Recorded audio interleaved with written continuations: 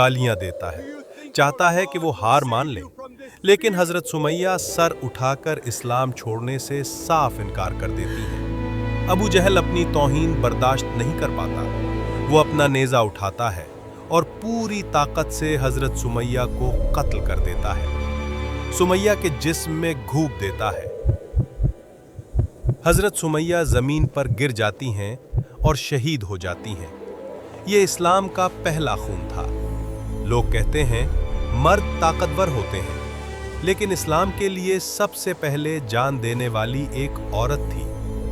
कुछ ही देर बाद हजरत यासिर भी जख्मों की ताब ना लाकर शहीद हो जाते। हजरत उमर बिन खत्ताब का चेहरा बार बार दिखाया जाता है। वो ये सब देख रहे हैं। हजरत उमर बहादुर इंसान थे और बहादुर लोग कमजोरों पर जुल्म पसंद नहीं करते। इनके चेहरे पर गुस्सा भी है और हैरत थी। वो